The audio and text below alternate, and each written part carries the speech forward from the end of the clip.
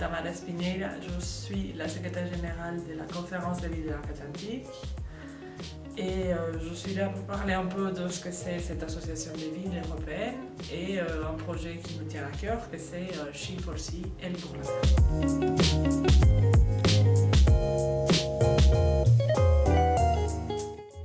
Association qui a été créée en 2000 par Edmond Hervé, alors maire de la ville.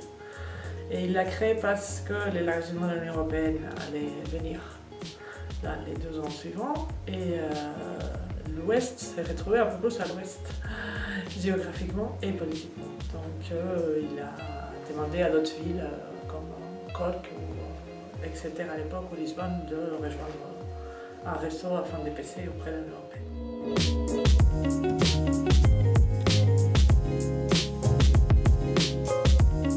Les corps de métier de la conférence des villes atlantiques sont 2. Le premier, c'est de gérer l'intérêt public des membres de la CB2A, donc presque 8 millions d'habitants, 300 communes auprès des institutions européennes, Commission, Parlement européen, programmes européens, Comité des régions, Conseil, État. Et 2, de créer des projets entre les différents membres de la conférence des villes atlantiques, soit des projets avec une mutualisation de services, donc par exemple un plan de mobilité qu'ils puissent faire en commun, soit à travers une demande des fonds européens, différentes sources de financement. On peut être partenaire du projet, on peut juste l'accompagner et conseiller la candidature. Cela ne veut pas dire qu'on travaille pour l'Union européenne, on travaille avec. Et c'est une nuance très importante. C'est-à-dire que nous, on est un expert reconnu auprès des groupes d'experts de la Commission européenne ou des programmes européens ou du Parlement européen. On sait où trouver les fonds, comment les obtenir, comment les dépenser. Et c'est pas si évident que ça. Mais on n'est pas financé directement par l'Union européenne. On garde une indépendance qui est fondamentale pour pouvoir justement dire à l'Union européenne c'est que les villes atlantiques souhaitent pour leurs citoyens.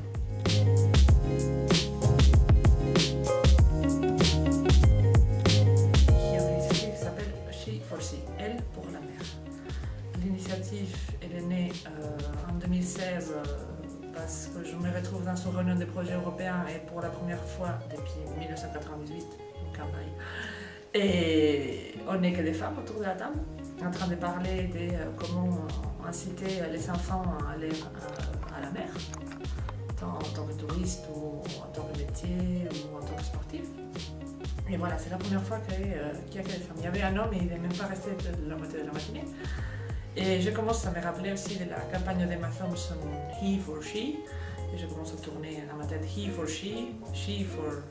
Ocean, Ocean and Sea. Et je finis par She4Sea. Ça reste à ça, mais j'ai un hashtag, c'est bien, je peux commencer. Et en septembre, j'arrive à la conclusion qu'il faut commencer par les personnes. Donc on a commencé à interviewer une série de femmes qui travaillent dans les métiers maritimes, tous métiers confondus. La première, c'est une dame qui récupère des déchets de la mer pour faire des vêtements. Donc elle fait de l'économie circulaire créative. Et on peut trouver aussi dans nos interviews des officiers, des patrons de pêche, etc.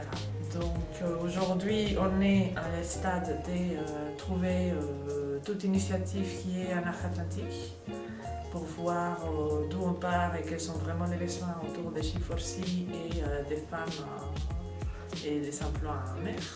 Et ça va sûrement évoluer vers un projet européen ou une stratégie de lobby